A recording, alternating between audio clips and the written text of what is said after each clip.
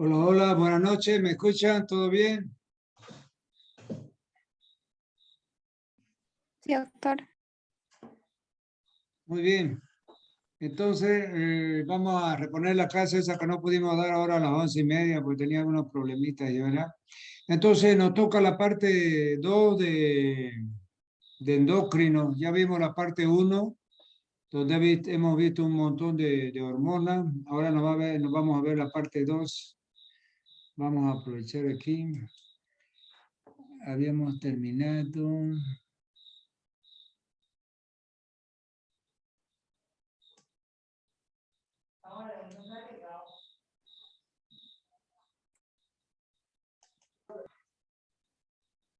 Muy bien, aquí tenemos entonces.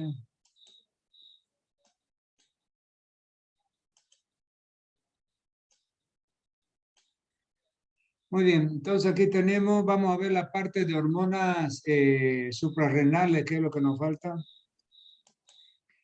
Muy bien, sistema endocrino, vamos a comenzar. Aquí tenemos el transporte de hormonas tiroideas. Esto fue lo último que vimos de la clase anterior, ¿se recuerda, no? Cuando vimos la síntesis de las hormonas tiroideas, la T3 y la T4, la bomba de yoduro, todo eso que fue muy interesante y es un poco complicado, por eso tienen que estudiarlo bien para saber. Bueno, hemos visto que las hormonas tiroideas circulan en sangre unidas a dos proteínas. La proteína llamada globulina fijadora de tiroxina y la prealbúmina y albúmina fijadora de tiroxina. Entonces son dos proteínas las que se unen, ¿ya? Muy bien. Sigamos. Aquí tenemos funciones de la hormona tiroidea nuevamente para entrar en tema. Activación de la transcripción nuclear de un gran número de genes, aumenta la actividad metabólica celular y estimula el crecimiento. Estas eran las tres principales acciones de la hormona tiroidea que vimos en la clase anterior. Regulación de la secreción de hormonas tiroideas. Entonces, fíjense, voy a agarrar con mi apuntador aquí solamente para hacer un repaso rápidamente. Hemos visto, fíjense, los tres peldaños, es decir, el hipotálamo, la hipófisis y la glándula tiroides. Entonces se libera el factor de liberación de tirotrofina, aquí en la adenohipófisis, la tirotrofina estimula la tiroides y la tiroides produce T3 y T4. Sigamos. Aquí hemos visto, es decir, lo mismo, la misma pirámide con tres elementos, fíjense, hipotálamo, adenohipófisis y tiroides. Fíjense que aquí en la parte de tiroides hay una, en la punta de la pirámide hay un escalón más. Fíjense, aquí dice centros cerebrales superiores. Estos centros cerebrales superiores descargan sobre el hipotálamo descarga sobre la adenohipófisis y la adenohipófisis descarga sobre la tiroides la hormona tirotrofina. Sigamos. Entonces, ahora sí vamos a entrar de lleno en las glándulas suprarrenales, que es el segundo tema de endocrinología. Entonces, para recordar un poco la ubicación y la anatomía de las suprarrenales, fíjense que las glándulas suprarrenales están localizadas en los polos, en ambos polos superiores de los dos riñones. Aquí el riñón derecho, bien en el polo, en el ápice, está la glándula suprarrenal derecha, y aquí en el riñón izquierdo, en la punta del riñón izquierdo, la glándula suprarrenal izquierda. Son glándulas de forma triangular ubicadas en la parte superior de los riñones. La parte externa de la glándula suprarrenal se denomina corteza y produce hormonas esteroides como cortisol, aldosterona y testosterona. La parte interna de la glándula se denomina médula y produce epinefrina y norepinefrina, que es adrenalina y noradrenalina, ¿no? Que frecuentemente se denominan adrenalina y noradrenalina. Muy bien, entonces ahí ya hemos hecho recuerdo de las hormonas que produce la glándula suprarrenal, que vamos a seguir viendo. Aquí tenemos las glándulas suprarrenales. Fíjense que las glándulas suprarrenales entonces están situadas en el polo superior de ambos riñones, constan de dos partes. médula relacionada con el sistema nervioso simpático y secreta adrenalina y noradrenalina, y la corteza que secreta hormonas llamadas corticosteroides. Estas hormonas presentan dos tipos, los mineralocorticoides y los glucocorticoides. La reacción de alarma se da cuando hay estrés en el cerebro, envía mensajes a la glándula suprarrenal, produciendo esta reacción. Las hormonas de la glándula suprarrenales hacen que la sangre se desvíe hacia los sitios de emergencia. El cortisol es una de las principales hormonas producidas en la corteza suprarrenal. Refuerza las acciones de la adrenalina y noradrenalina. Incrementa el transporte de aminoácidos hacia la célula hepática y eleva la cantidad de enzimas necesarias para convertir aminoácidos en glucosa. Bueno, eso yo solo he leído así bien de corrido, porque ahora ya les voy a explicar parte por parte. Entonces decíamos que anatómicamente las suprarrenales están conformadas por dos zonas. La zona central, o sea, la médula suprarrenal, que produce dos hormonas, noradrenalina y adrenalina, que ya hemos visto. El último paso de la síntesis de la noradrenalina para pasar a adrenalina se hacía en la glándula suprarrenal. Los 4 pasos anteriores, ya hemos visto en los otros temas anteriores, esos 4 pasos anteriores se producían en la fibra nerviosa. Muy bien. Entonces, esta glándula suprarrenal en su corteza, vamos a pasar al próximo. Aquí tenemos, fíjense que aquí se ve bien nítido. Este es un corte de la glándula suprarrenal, donde tenemos, sigan el apuntador, aquí está la médula suprarrenal, al medio, la médula suprarrenal. Aquí se produce adrenalina y noradrenalina. Y luego tenemos las 3 capas externas de la corteza suprarrenal. Fíjense, la más externa se llama zona glomerular y produce aldosterona. Después tenemos la más ancha, se llama zona fascicular. Esta produce andrógenos y estrógenos, ¿ya? Corticoides, o sea, glucocorticoides, andrógenos y estrógenos, produce la zona fascicular. Y la zona reticular produce andrógenos y estrógenos, ¿ya? Sigamos. Aquí tenemos nuevamente la zona de la corteza suprarrenal. Fíjense, en 3 colores. La zona más externa, zona glomerular. La zona media, zona fascicular.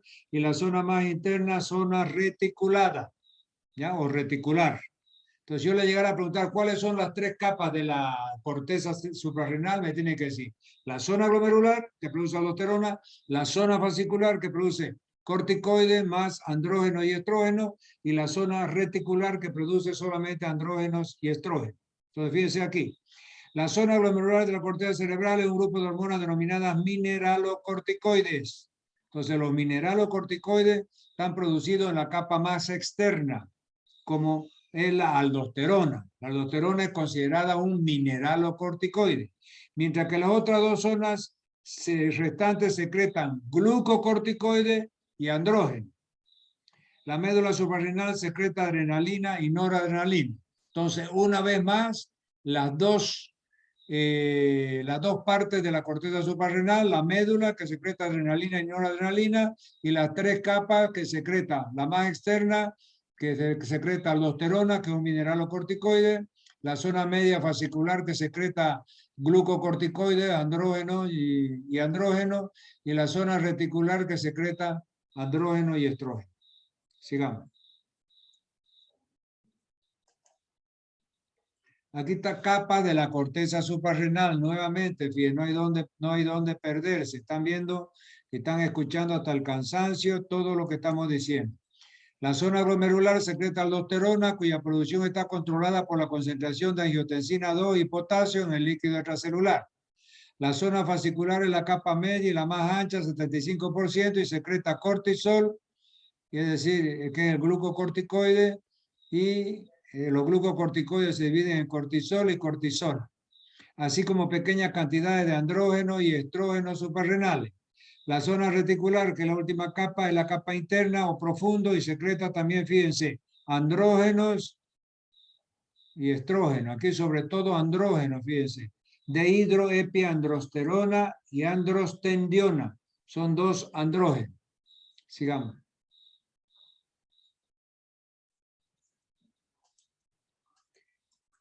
Aquí tenemos transporte y metabolismo de las hormonas córtico suprarrenales. Las hormonas córticos suprarrenales, 95-97% se unen a una proteína de plasma, proteína fijadora de cortisol. Se metaboliza en el hígado y se conjuga para formar en especial ácido glucurónico. Entonces esto es importante. Si yo le llego a preguntar, ¿cómo circulan las hormonas córticos suprarrenales que hemos visto hace un rato? Entonces me tiene que decir unidas a una proteína. ¿Y cómo se llama esa proteína? Proteína fijadora de cortisol. Así como las hormonas tiroidea, T3 y T4 también circulaban unidas a dos proteínas, una que era la globulina fijadora de tiroxina y otra era la albúmina y prealbúmina fijadora de tiroxina. Ahora estamos viendo las hormonas córticos suprarrenales circulan 95-97% unidas a una proteína fijadora de cortisol y se metabolizan en el hígado uniéndose al ácido glucurónico. Eso es importante. Sigamos. Entonces aquí nuevamente la glándula adrenal o suprarrenal, que es lo mismo, ¿no? Interesante, fíjense el dibujito. En los dos polos de los riñones están las glándulas suprarrenales. Hormonas secretadas por las glándulas suprarrenales. Nuevamente, fíjense ustedes, aquí hay un corte de la glándula, fíjense, y vemos que la aldosterona y la desoxicorticosterona son producidas por la capa más externa, que es la zona glomerular.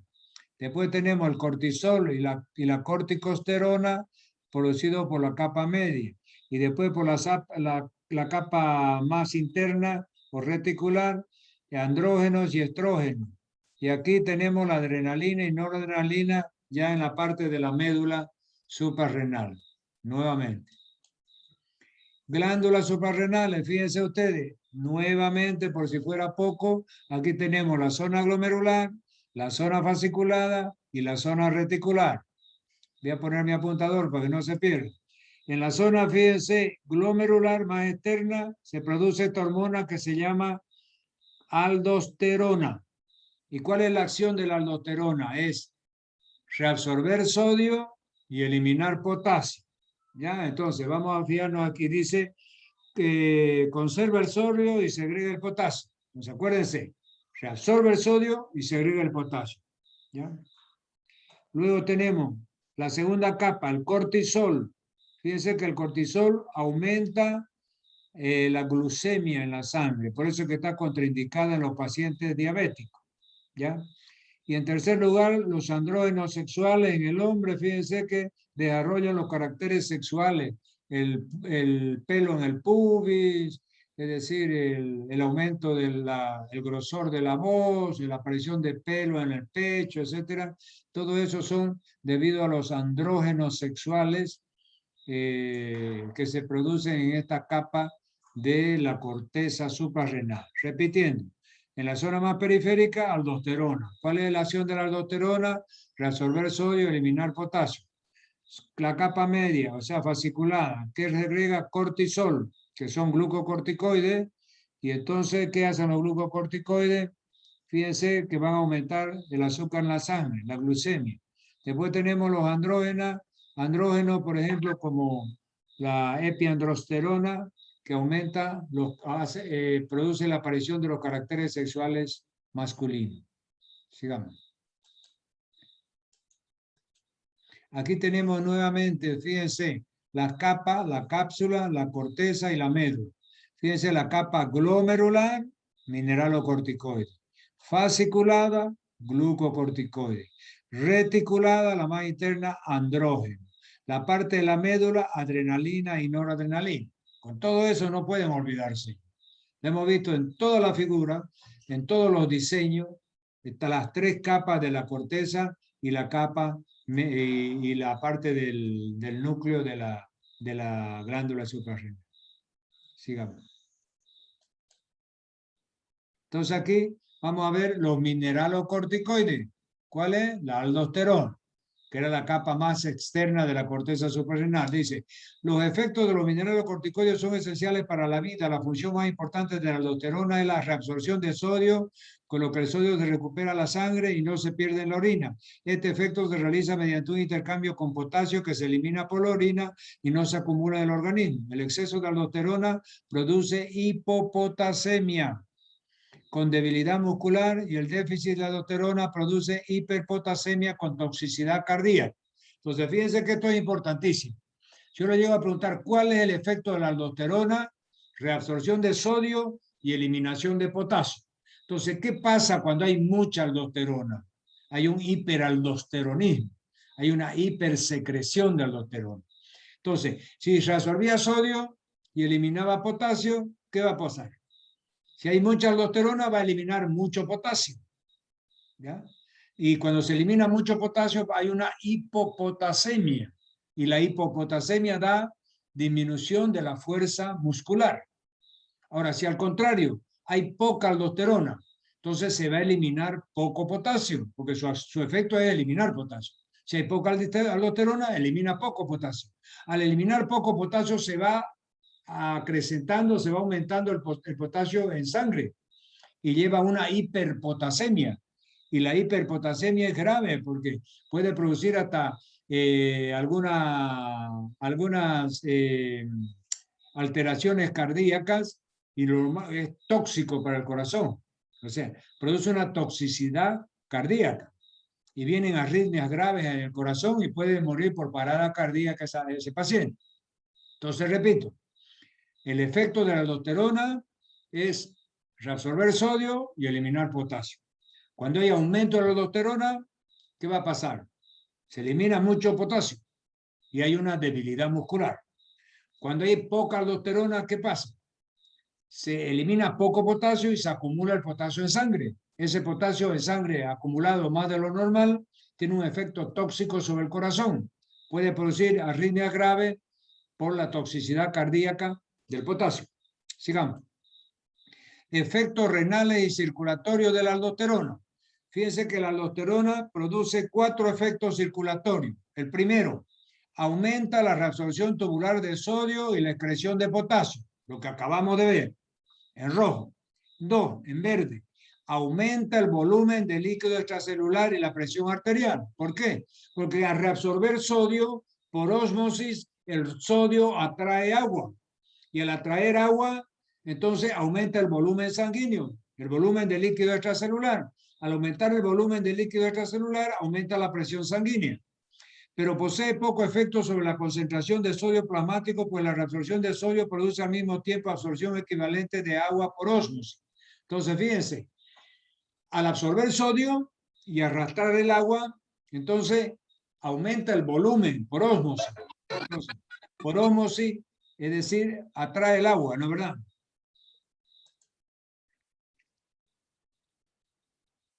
A ver, yo no sé que hay algún micrófono que abren ahí y hacen bulla. Yo lo voy a agarrar ahorita. ¿Ah? Entonces decíamos que aumenta la radiación tubular de sodio y de potasio, aumenta el volumen de líquido extracelular y la presión arterial, pero posee poca acción sobre el pH. Tercero, el exceso de aldosterona produce hipopotasemia y debilidad muscular. Ya hemos visto, ¿no? El déficit de aldosterona produce hiperpotasemia y toxicidad cardíaca. Es lo que acabamos de ver. Nuevamente se repite ahí. Sigamos. Regulación de la secreción de la aldosterona. Fíjense que para regular la secreción de aldosterona intervienen 4 factores. Primero, la concentración de potasio. Segundo, el sistema renina-angiotensina. Tercero, el aumento del sodio. Y cuarto, la ACTH. Entonces, si yo les digo, ¿cuáles son los 4 factores que intervienen en la regulación de la secreción de aldosterona? Me tienen que decir estos 4 que están en multicolor y multisigno, bien destacados ahí para que ustedes lo fijen bien. El primer factor, concentración de potasio. Fíjense, cuando el potasio baja, entonces aumenta la secreción de aldosterona. Aumenta la secreción de aldosterona. 2, aumento del sistema renina-angiotensina. Fíjense que cuando aumenta el sistema renina-angiotensina, aumenta la secreción de aldosterona. Ya nosotros vimos en el segundo capítulo al comienzo del año, cuando vimos circulatorio, vimos el sistema renina-angiotensina. Y se lo voy a repetir rápidamente. Es decir, la renina, que es una hormona producida por el riñón, actúa sobre la angiotensinógeno y lo transforma en angiotensina 1. Esa angiotensina 1, por acción de una enzima convertidora producida por el pulmón, se transforma en angiotensina 2. Y esa angiotensina 2 estimula la suprarrenal para producir aldosterona. Entonces, el sistema angiotensina, renina-angiotensina, va a producir un aumento de la presión arterial. Y está regulada, y es uno de los factores que regula la secreción de aldosterona. Tercero, en amarillo, aumento del sodio. Cuando aumenta el sodio en el líquido extracelular, se reduce un poco la secreción de aldosterona.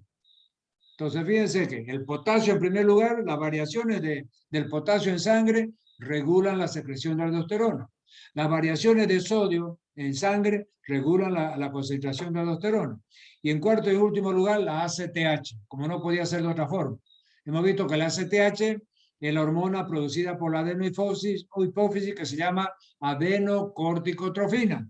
Entonces viene el factor de liberación del hipotálamo, estimula la adenohipófisis secreta la ACTH, que es la adenocorticotrofina, y esa ACTH estimula la glándula suprarrenal para que produzca esta hormona llamada aldosterona, ¿no? Entonces son los cuatro factores: potasio, sistema renina-angiotensina, sodio, concentración de sodio en sangre, y la hormona ACTH, o sea, adrenocorticotrofina, producida por la adenohipófisis. Sigamos. Efecto de los glucocorticoides. Habíamos visto que los glucocorticoides eran producidos en la segunda capa de la corteza suprarrenal, porque la primera capa producía mineralocorticoides, aldosterona. La segunda capa, que era la fasciculada, producía estos corticoides que están en azul: hidrocortisona, corticosterona y cortisona. Hidrocortisona, corticosterona y cortisona. Esos son los llamados glucocorticoides. ¿Cuáles son los efectos de los glucocorticoides? Los glucocorticoides actúan sobre el metabolismo de las proteínas. ¿Qué quiere decir? Esos glucocorticoides llamados cortisona, hidrocortisona y corticosterona agarran la molécula de proteína, por ejemplo, o la molécula de grasa que vamos a ver más abajo, y la transforman en glucosa y la almacenan en el hígado, ¿ya? Entonces, fíjense que la glucosa que está circulando en sangre es captada por estos glucocorticoides y la transforman en glucógeno y la almacenan en el hígado. Eso se llama gluconeogénesis. Lo que está aquí, fíjense, con mi apuntador se lo voy a poner aquí. Aquí dice gluconeogénesis. ¿Qué dice? Los glucocorticoides aceleran la conversión de proteínas en glucosa. Entonces, la transformación de la molécula de proteína o de grasa en glucosa se llama gluconeogénesis. Por lo tanto, una elevación prolongada de los niveles de glucocorticoides tiende a producir una pérdida de proteínas tisulares y a producir hiperglucemia, ¿ya? Entonces, lipólisis. Los glucocorticoides movilizan los lípidos de las células adiposas y aceleran la degradación de los triglicéridos a glicerol y ácidos grasos. Los lípidos movilizados se utilizan en el hígado para la gluconeogénesis, efecto que contribuye a la hiperglucemia antes señalada, ¿ya? Después, 3. Disminuye la utilización celular de glucosa, aumentando la glucemia. Entonces, fíjense, ¿por qué es que los glucocorticoides, cortisona, hidrocortisona, etcétera, están contraindicados en el paciente diabético? ¿Por qué? Porque aumentan el azúcar en sangre. Y eso lo hace, ¿por qué? Por este tercer punto.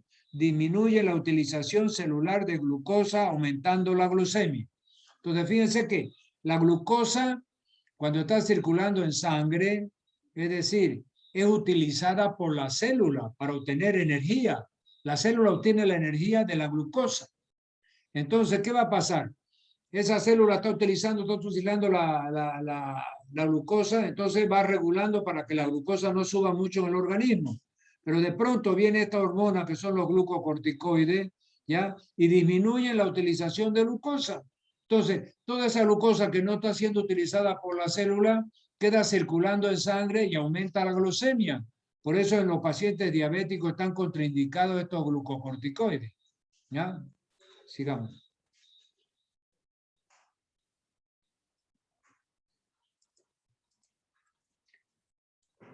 Entonces, efecto de los corticoides. Fíjense ustedes, ya hemos visto allá, actúa sobre la proteína, que la transforma en glucosa, en glucógeno, actúa sobre los lípidos también para transformarlos en glucosa en el hígado.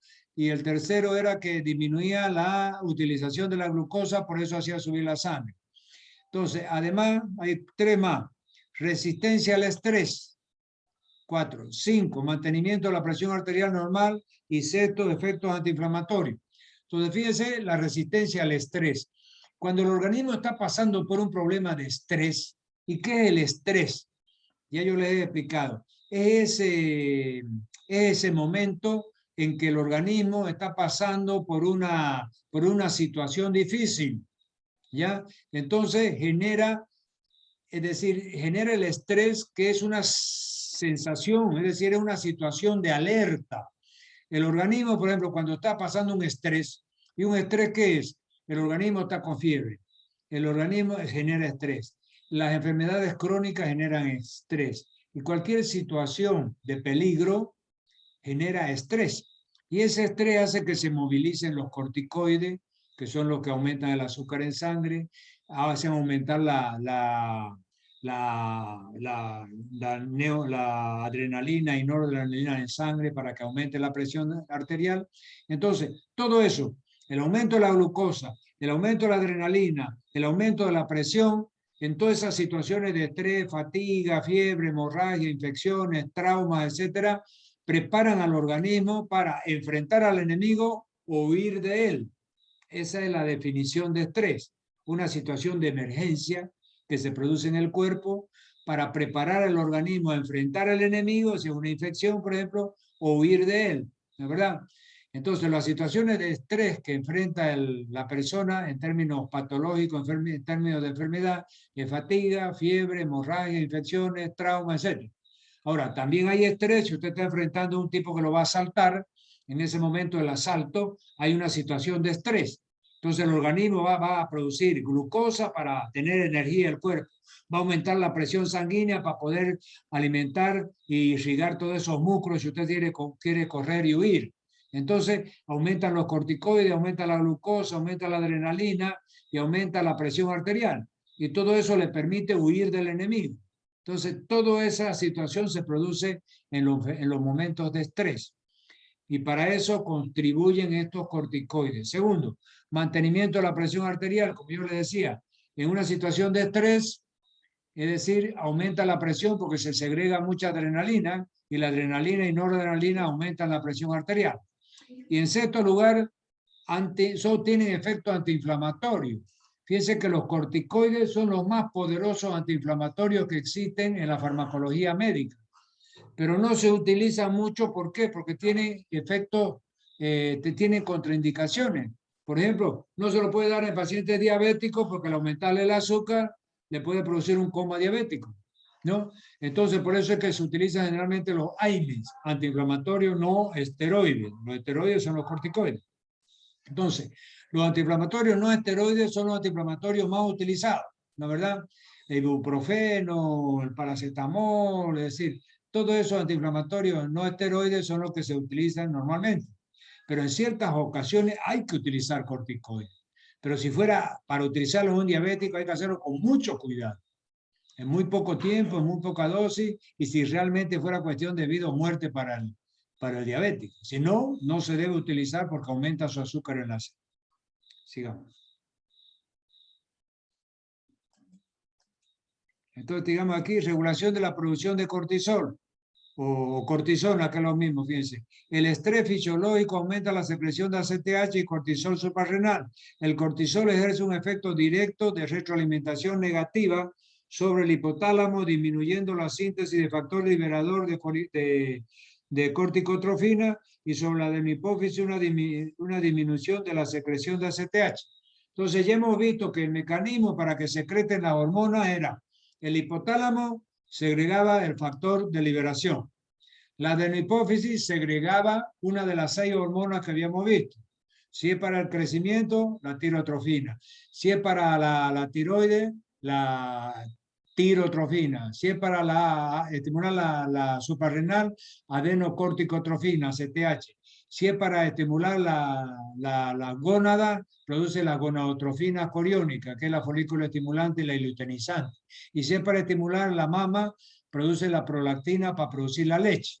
Entonces, ese era el mecanismo de estimulación, vía hipotálamo, adenohipófisis y los órganos efectores. Entonces, acá nos está explicando ese mecanismo de estimulación de los órganos efectores para producir esta hormona llamada cortisol. Y hay un feedback. Feedback quiere decir retroalimentación.